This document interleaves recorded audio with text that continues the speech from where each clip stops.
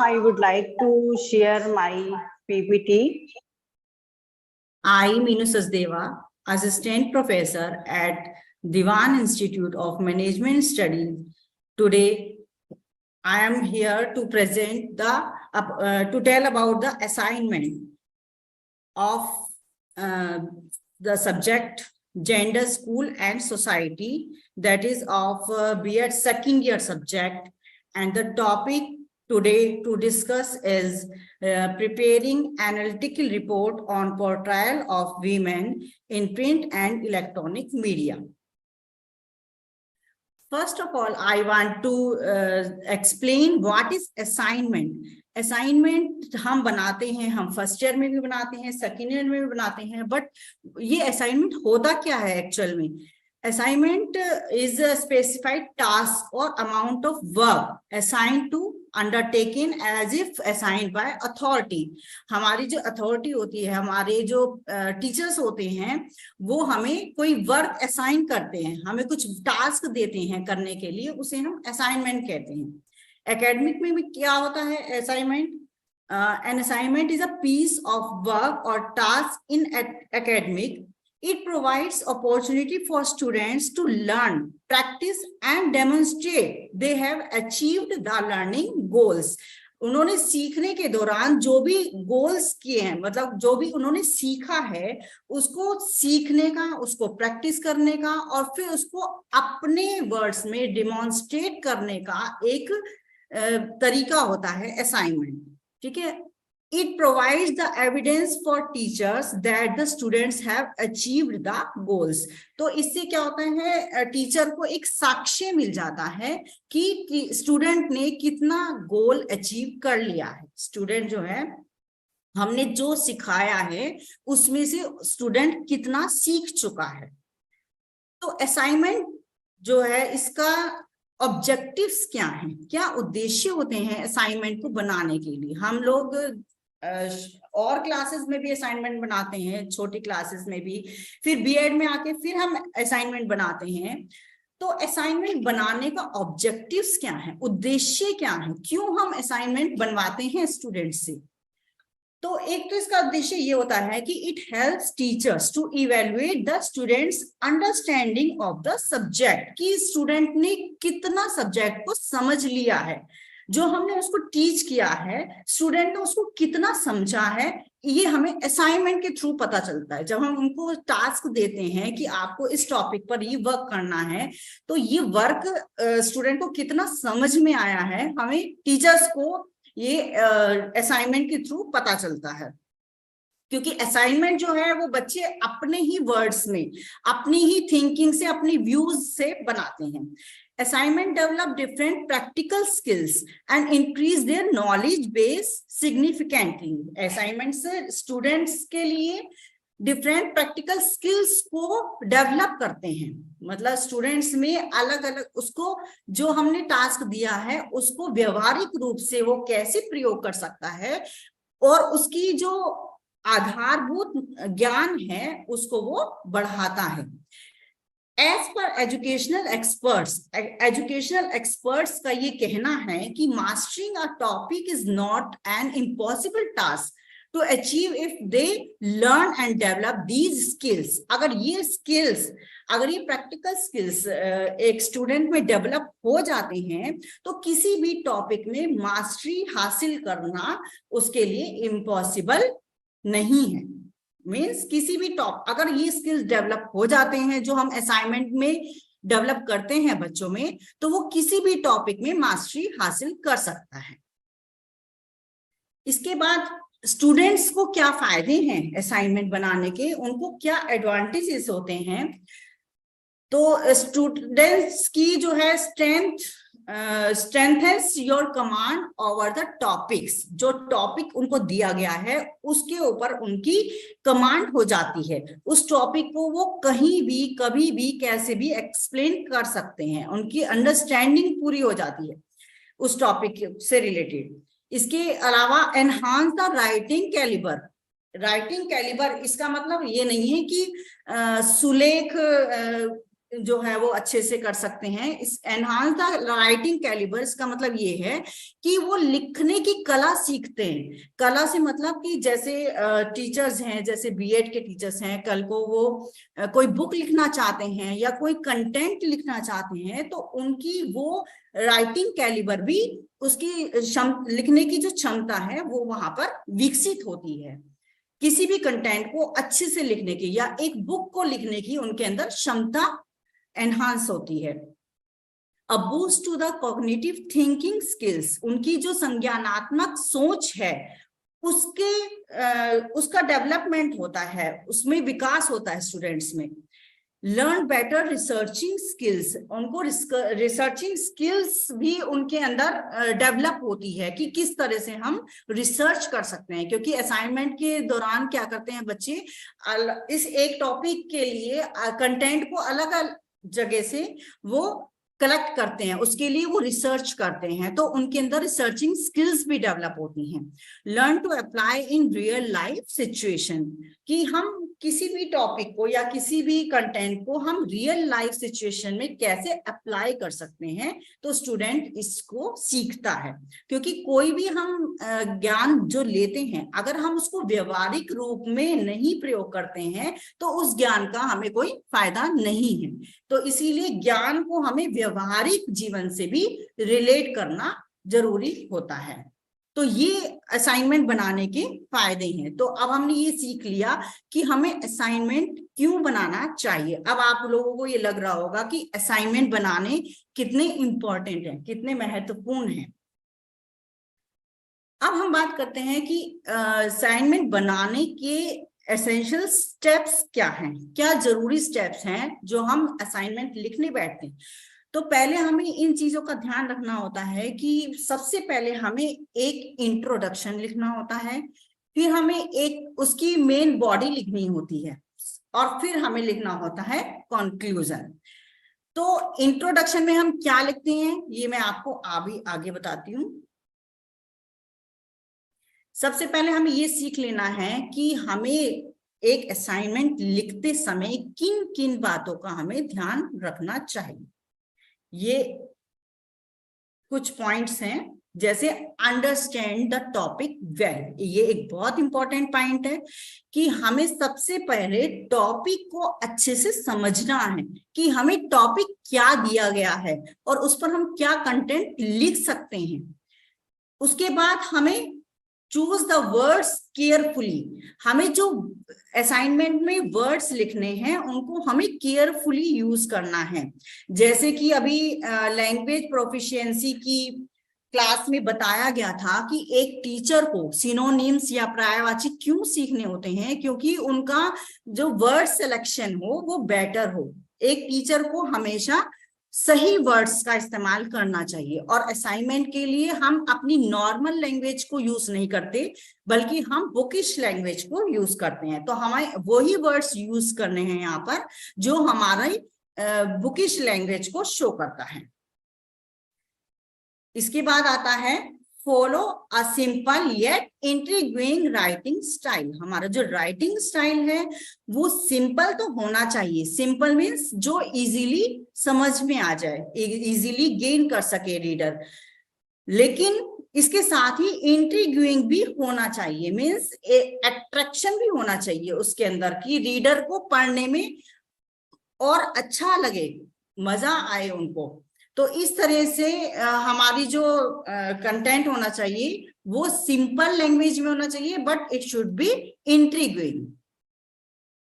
Use technical jargons carefully, जो हमें technical jargons होते हैं, जो शब्द जाल होता है, तकनीकी शब्द जाल, उसे हमें केयरफुली यूज करना चाहिए। क्योंकि तकनीकी शब्द जाल से कई बार क्या होता है, हमारा जो कंटेंट होता है वो बहुत डिफिकल्ट हो जाता है, वो अंडरस्टैंड नहीं हो पाता है रीडर से।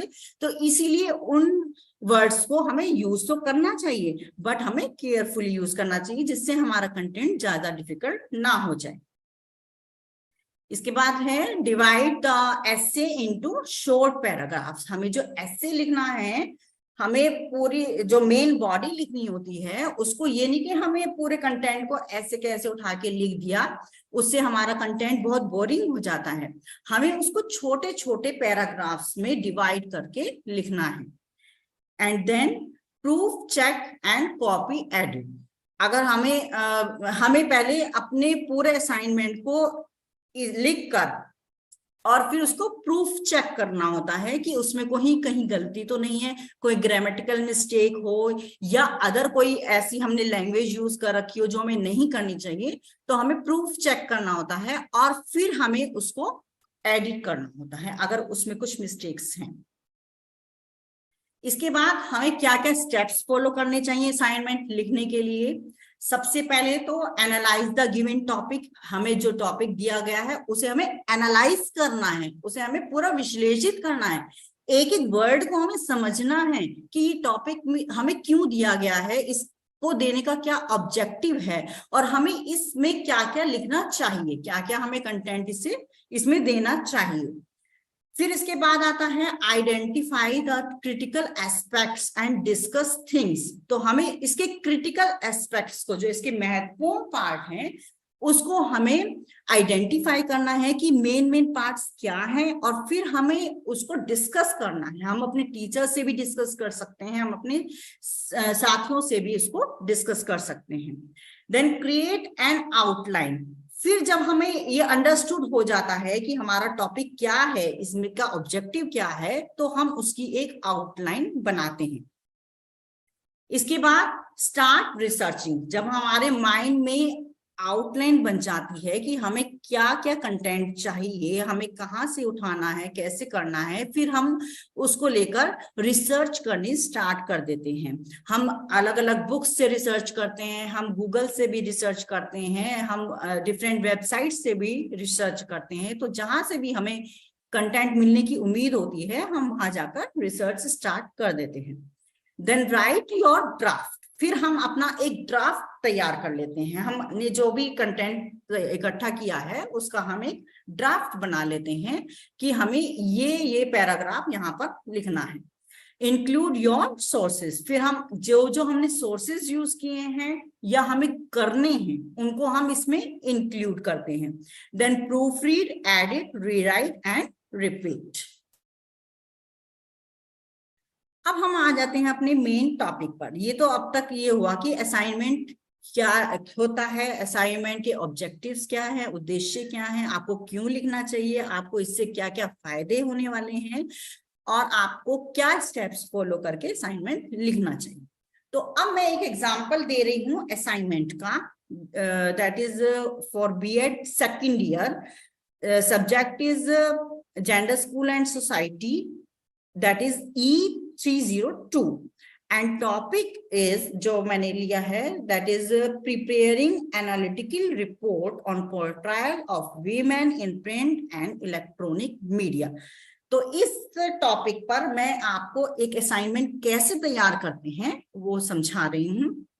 तो सबसे पहले हम जो फ्रंट पेज लेते हैं वो इस टाइप का होता है। इसमें हमारा इंस्टीट्यूट का नेम या कॉलेज का या यूनिवर्सिटी का, जो जिससे भी आप रिलेट करते हैं, उसका नेम लिखना है। साथ ही साथ आपको इसमें इंस्टीट्यूट का लोगो लगाना बहुत जरूरी होता है। और फिर आप कौन से सेशन के हैं, बीएड के हैं तो बीएड में कौन से सेशन में हैं आप, आपका सेशनल वर्क है ये, और असाइनमेंट का सब्जेक्ट क्या है आपका और टॉपिक क्या है। Submitted to, submitted by. Submitted to में जिस टीचर को आपको ये सबमिट करना है असाइनमेंट या जिनसे चेक कराना है, और सबमिटेड बाय में स्टूडेंट का नाम। तो ये आपका फ्रंट पेज तैयार हो जाता है। इसके बाद हम लिखते हैं एक्नॉलेजमेंट। एक्नॉलेजमेंट में हम क्या लिखते हैं? Acknowledgement section of a project और research is written to show gratitude to the persons और institutions who significantly contributed during the project and help you directly or indirectly to complete your project.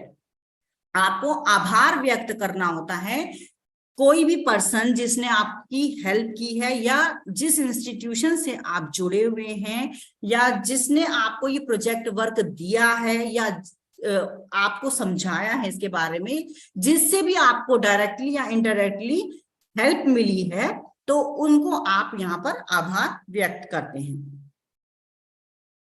इसके बाद आती है index या निर्देशिका। Index में आपको क्या लिखना होता है, ये भी एक कंपल्सरी पार्ट है आपके असाइनमेंट का, क्योंकि इंडेक्स से ही हमें पता चलता है कि आपने पूरे असाइनमेंट में क्या क्या लिखा है। तो इंडेक्स आपकी सब शो कर देती है। इसमें हमें सीरियल नंबर लिखना होता है। सीरियल नंबर में क्या लिखना होता है, पेज नंबर 1 2 3 4, मतलब किस सीरियल में आपने टॉपिक्स लिखे हैं। जैसे सीरियल नंबर 1 में आपने कोई टॉपिक लिखा है, वहां पे टॉपिक का नाम आएगा, उसके बाद वो टॉपिक आपका किस पेज नंबर से किस पेज नंबर तक आपने लिखा है, तो वो यहाँ मेंशन करेंगे पेज नंबर के नीचे। इसके बाद आपने किस डेट में वो टॉपिक लिखा है, वो डेट मेंशन करेंगे, और सिग्नेचर में जो टीचर हैं वो अपने रिमार्क्स देते हैं या सिग्नेचर करते हैं। ठीक है, तो ये पार्ट क्लियर हो गया। इसके बाद हम लिखते हैं इंट्रोडक्शन। जैसे कि मैंने बताया था कि 3 स्टेप्स होते हैं, introduction, main body and conclusion. तो सबसे पहले हमें इंट्रोडक्शन लिखना होता है, ये मेन पार्ट होता है असाइनमेंट का। The opening paragraph of an assignment must contain a clear project statement. आपके जो प्रोजेक्ट है, जिस टॉपिक पर है, उसका क्लियर स्टेटमेंट आपको यहाँ पर लिखना है। एक तरह से आपको समरी लिखनी है, जिस समरी में ये डिस्क्राइब हो रहा है कि आपने वो टॉपिक, क्या टॉपिक आपने लिया है, और आपको यहाँ पर उस टॉपिक की इंपॉर्टेंस भी बतानी होती है, और आपका ऑब्जेक्टिव क्या है, आपने जो ये टॉपिक लिया है तो इसका क्या महत्व है लेने का, तो ये वो सब यहाँ पर इंट्रोडक्शन में आपको बताना होता है। एक तरह से आप टॉपिक की समरी यहाँ पर लिखेंगे और उसकी इंपॉर्टेंस बताएंगे। फिर हमारा मेन टॉपिक शुरू होता है। हमारा टॉपिक क्या है, हमारा टॉपिक है preparing analytical report on portrayal of women in print and electronic media. तो हमें ये नहीं करना है कि हम डायरेक्ट बस वीमेन पोर्ट्रायल लिख देंगे प्रिंट और इलेक्ट्रॉनिक मीडिया में। हमें 2 पेज का असाइनमेंट नहीं बनाना होता है, बल्कि हमें, जैसे मैंने कहा था, टॉपिक को पहले एनालाइज करना है।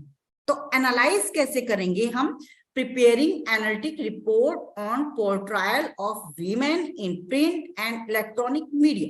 तो इससे हमें क्या समझ में आ रहा है कि वीमेन की प्रिंट एंड इलेक्ट्रॉनिक मीडिया में क्या पोजीशन है या क्या उनका रिप्रेजेंटेशन है।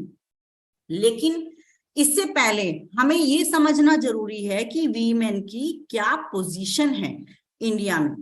पहले एंशिएंट पीरियड में क्या पोजीशन थी, मिडिवल पीरियड में क्या पोजीशन थी, और अब जो है मॉडर्न पीरियड में उनकी क्या पोजीशन है। हमें डायरेक्ट टॉपिक नहीं स्टार्ट कर देना है, हमें पहले एक भूमिका बनानी होती। भूमिका में हमें ये लिखना होता है कि वीमेन की क्या पोजीशन है, status of women in ancient time. तो सबसे पहले हमें टॉपिक्स शुरू करने के लिए सबसे पहले हमें स्टेटस ऑफ वुमेन लिखना है। एंशिएंट टाइम्स में हमारा वैदिक पीरियड आता है और फिर हमारा बुद्धिस्ट पीरियड आता है। तो हम वैदिक पीरियड में क्या पोजीशन थी, ड्यूरिंग द वैदिक period women enjoyed a fair amount of freedom and equality. The Vedic period can best be termed as a period of feminine glory and prestigious life। ठीक है, तो वैदिक पीरियड में जो वीमेन की position थी वो काफी अच्छे स्टेटस पर थी। उनको फेयर अमाउंट था फ्रीडम का और इक्वालिटी का। ठीक है, तो जो भी इससे रिलेटेड हम कंटेंट कहीं से भी कट, ये मैंने थोड़ा सा पोर्शन दिया है एग्जाम्पल के लिए कि आपको किस तरह से लिखना है। तो आपको अपने वर्ड्स में लिखना है, अपना कंटेंट आपको खुद चूज करना है और उसके बारे में इससे भी अच्छा आपको डिस्क्राइब करना है।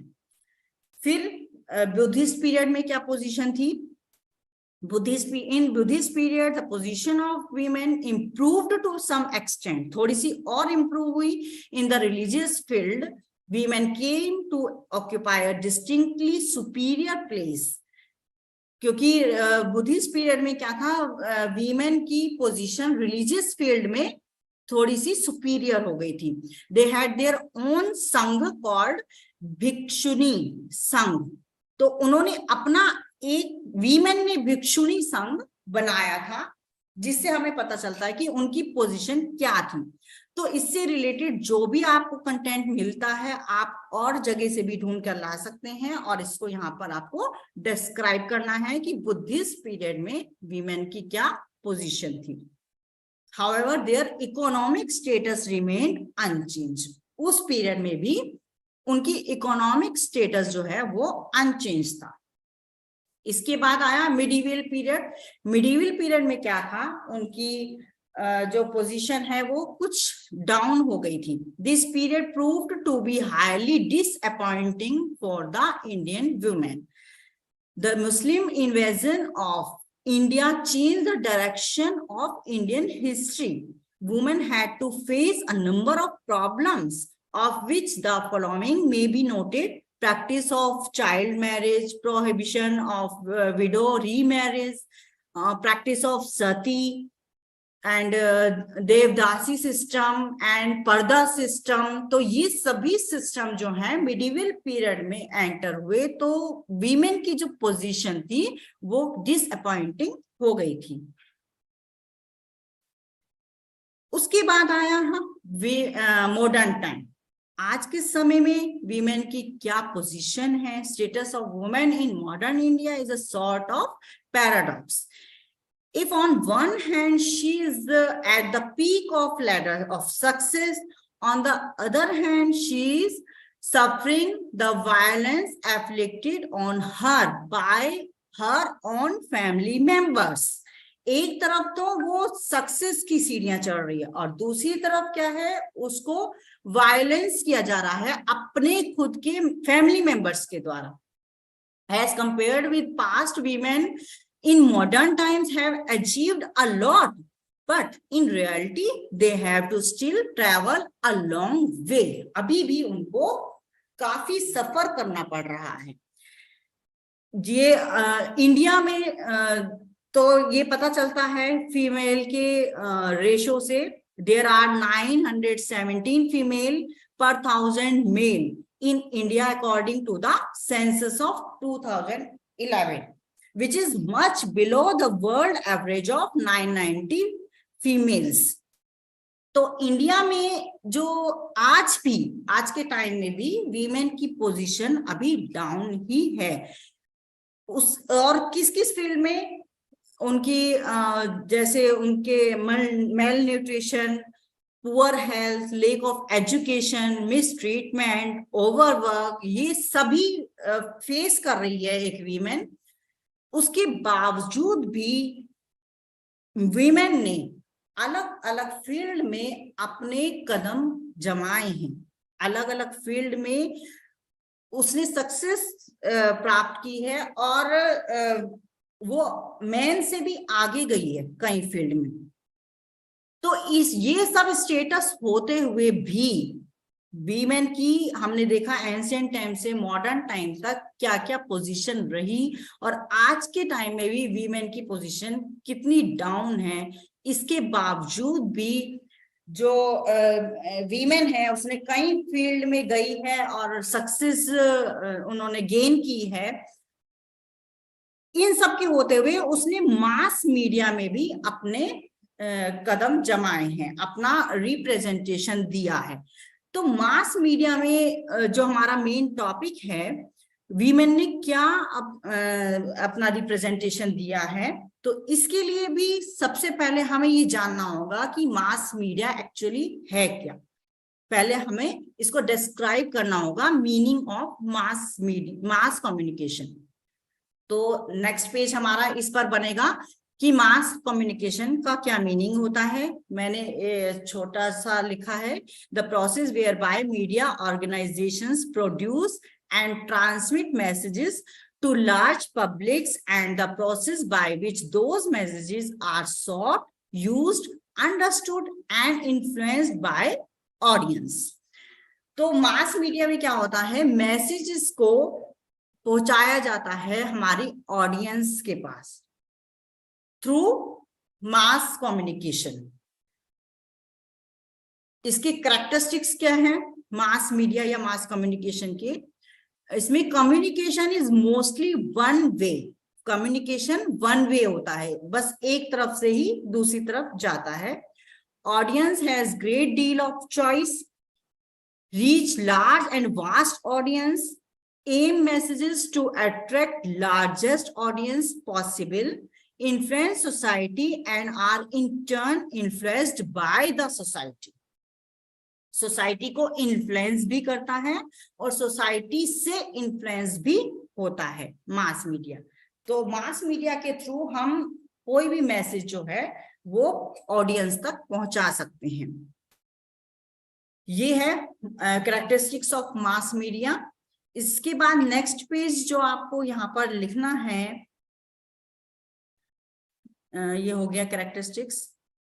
Types of mass media. Mass media कितने टाइप्स का होता है? Mass media is of two types mainly, that is print media and electronic media. तो प्रिंट मीडिया के एग्जाम्पल्स जैसे मैगजीन्स हैं, न्यूज़पेपर्स हैं, पोस्टर्स हैं। तो इस पेज पे आपको क्या करना है, प्रिंट मीडिया के जो एग्जाम्पल्स हैं जैसे मैगजीन, न्यूज़पेपर, पोस्टर्स, इसके बारे में थोड़ा थोड़ा समरी लिखनी है कि मैगजीन क्या होता है, न्यूज़पेपर्स क्या होता है एंड देन पोस्टर्स क्या होता है, और इससे रिलेटेड आपको पिक्चर्स भी लगानी है। हाँ, ये मैं शुरू से बताना भूल गई थी कि आपको जो भी कंटेंट लिखना है उनसे रिलेटेड पिक्चर्स भी आपको लगानी होती है, क्योंकि इससे आपकी जो असाइनमेंट है वो और ज्यादा अट्रैक्टिव भी हो जाती है और ज्यादा अंडरस्टैंडिंग भी हो जाती है। पिक्चर्स को देख के हम अच्छे से उसको समझ सकते हैं। तो मैगजीन, न्यूज़पेपर, पोस्टर्स और इलेक्ट्रॉनिक मीडिया में आपको डिस्क्राइब करना है radio, television and internet. What is radio, what is television and what is internet. क्योंकि जो भी हम किसी को कंटेंट समझा रहे होते हैं उसमें जो भी वर्ड्स यूज होते हैं उसको एक एक वर्ड को हमें पता होना चाहिए कि ये क्या है। तो हमें एक एक वर्ड को डिस्क्राइब करना होता है। जैसे यहाँ पे हमें मैगजीन क्या है, न्यूज़पेपर क्या है, पोस्टर्स क्या है, इस सबको यहाँ पे डिस्क्राइब करना है। क्योंकि हम एक बुक भी लिखते हैं तो उसमें एक एक कंटेंट को हम पूरा डिस्क्राइब करके लिखते हैं। इसके बाद आता है representation of women in print and electronic media. तो उनका क्या रिप्रेजेंटेशन रहा है उसके बारे में हमें यहाँ पर कंटेंट लिखना है। मैंने थोड़ा सा कंटेंट आपको लिखकर दिखाया है। Example, the role of women in media revolves around the 4 axes of media: media freedom, media pluralism, media independence and media safety. Women in media face the same difficulties and threats as men, as additionally experience gender inequalities, safety issues और under representation. ये सभी हर जगह ही women को face करना होता है। gender equalities, safety issues, under representation, ये सभी जगह जो है women को अलग अलग रूप में फेस करना होता है। तो प्रिंट एंड इलेक्ट्रॉनिक मीडिया में भी जब वीमेन ने अपने कदम रखे तो यहाँ पर भी उनको ये सभी डिफिकल्टीज फेस करनी पड़ी।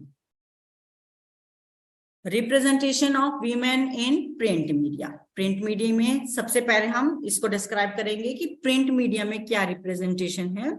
This content analysis demonstrated that women were generally portrayed in print ads in accordance with 4 primary stereotypes.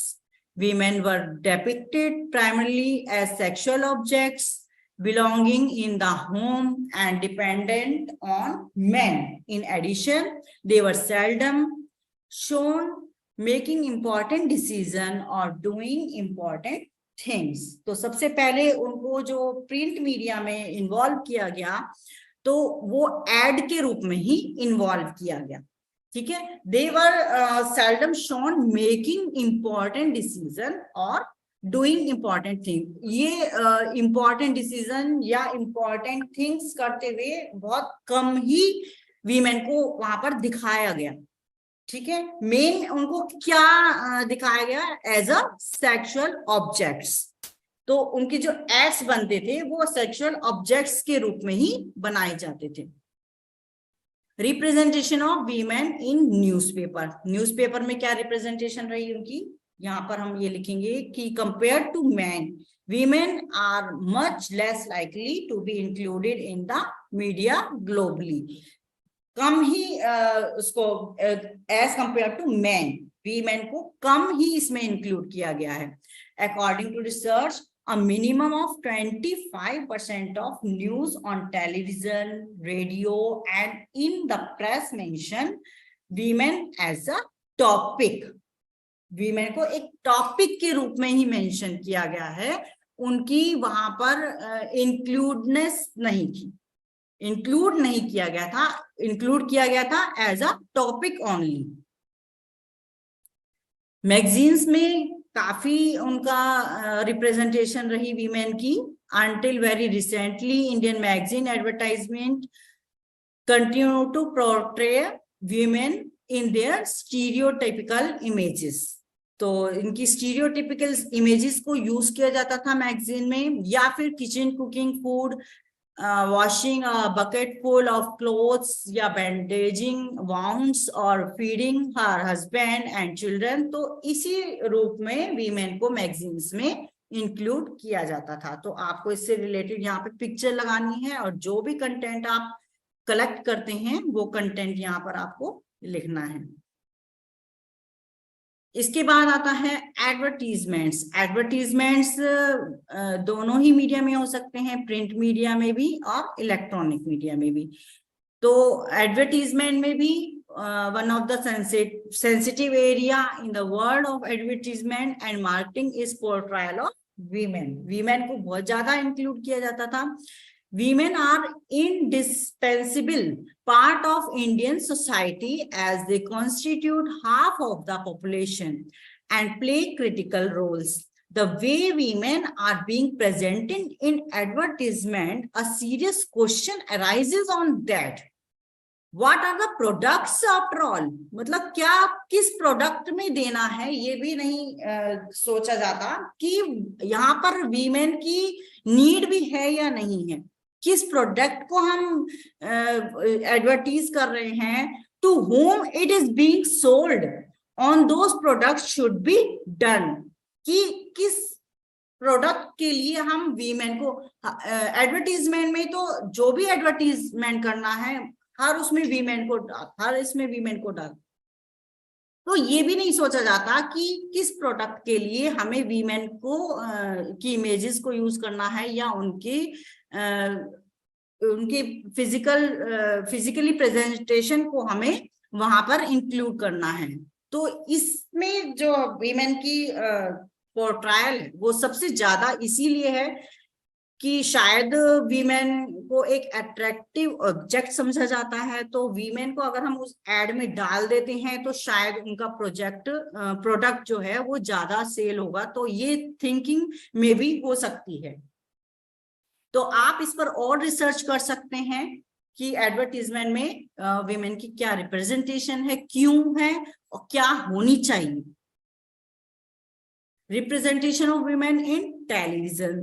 Television में भी आजकल आप लोगों ने देखा है कि वीमेन का काफी रिप्रेजेंटेशन है, काफी सीरियल्स टीवी पर दिखाए जाते हैं जो मोस्टली फीमेल बेस्ड होते हैं, in which the problems of women are and the atrocities on them are being shown with great ease so that they become aware of their rights। उनको अपने rights का पता चल सके, इस तरह के भी सीरियल बनाए जाते हैं। Where on one side there were Dhara Panin trying to bring in the direction of the seams। तो सीरियल्स में क्या दिखाया जाता है कि जो वीमेन हैं उनको मतलब उनके साथ क्या क्या प्रॉब्लम्स हैं या उनकी क्या क्या राइट्स हैं, इसके लिए उनको अवेयर किया जाता है।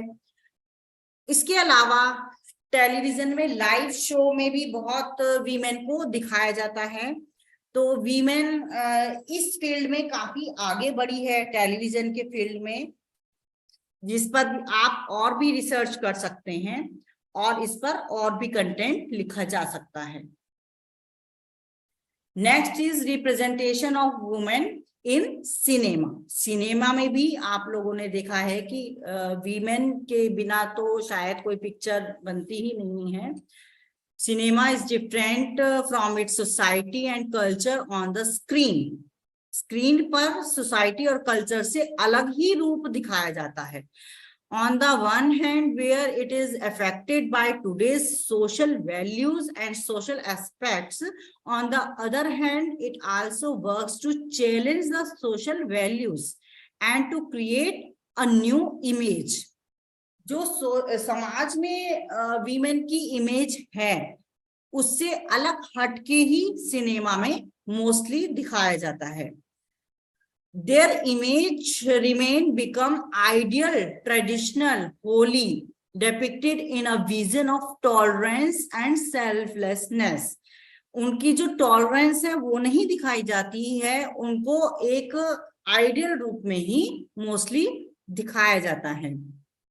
और एंसेंट टाइम में तो बिल्कुल सती सावित्री, सत श्री मूर्ति इस फॉर्म में विमेन को दिखाया जाता था, जो कि सोशल जो आपके इन्फ्लुएंस है उससे बिल्कुल अलग है। सोशल वैल्यू जो है विमेन की उससे बिल्कुल डिफरेंट है। बट फिर भी सिनेमा में काफी रोल है विमेन का और इसके बारे में और भी रिसर्च की जा सकती है। फिर नेक्स्ट है representation of women in internet. Internet में वीमेन का क्या रोल है? In the present times, internet itself is emerging as a very essential commodity. Internet uses is increasing day by day. Internet is emerging as a boon in present times. आज के time में internet क्या है? एक boon है, एक हमारे लिए आशीर्वाद है। लेकिन इसमें भी क्या होता है, एक तरफ तो image of women is being enriched, women की इमेज एनरिच्ड हो रही है, और दूसरी तरफ क्या होता है, इसमें भी वीमेन वायलेंस का शिकार हो जाती है। Many people wrongly collect dirty information of women and even blackmail them. It is crime. तो सोशल मीडिया के आने से ये एक क्राइम भी बढ़ा है। वीमेन पे काफी इम्पैक्ट्स डालती हैं ये जो इंटरनेट है। इंटरनेट के जितने भी एप्स हैं ये वीमेन पर काफी इम्पैक्ट डालते हैं। तो एक तरफ वीमेन की इमेज जो है वो बढ़ रही है और दूसरी तरफ उनके साथ गलत व्यवहार हो रहा है, वायलेंस हो रहा है। तो इस चीज पर भी हम काफी रिसर्च कर सकते हैं कि representation of women in internet क्या है।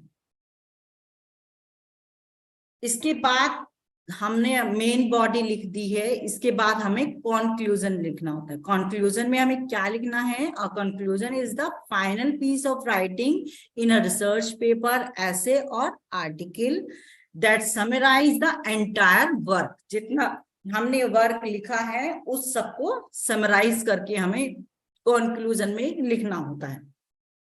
The conclusion paragraph should restate your content, summarize the key supporting ideas you discussed throughout work। जितने भी आपने पूरे वर्क में अपने आइडियाज प्रेजेंट किए हैं या डिस्कस किए हैं उनको आपको सबको समराइज करना है, क्योंकि जो कंक्लूजन होता है इससे भी हमारा इंप्रेशन जाता है हमारे जो अथॉरिटी होती है, जो हमारी टीचर्स होते हैं जिनको हमें सबमिट करना है।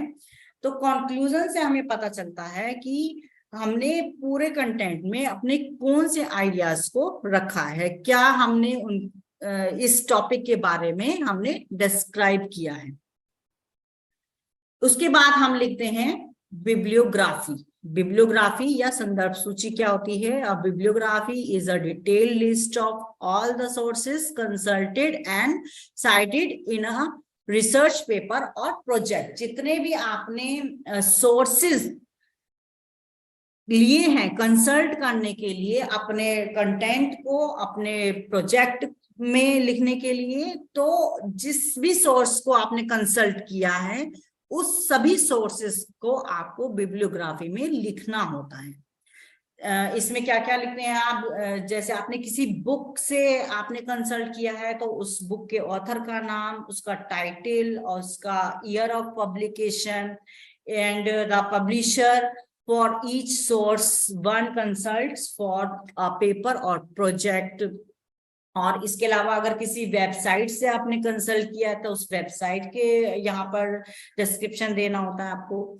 अगर आपने इसके अलावा किसी ई कंटेंट को यूज किया है, आपने कोई ई लाइब्रेरी यूज की है तो उसके बारे में आपको, या ई बुक आपने ली है उससे कंसल्ट किया है तो उसके बारे में, सभी के बारे में आपको यहाँ पर डिस्क्रिप्शन देना होता है बिब्लियोग्राफी में। It was all about the assignment. उम्मीद है कि आप सबको पसंद आई होगी प्रेजेंटेशन। अगर कोई क्वेरी हो तो आप लोग पूछ सकते हैं।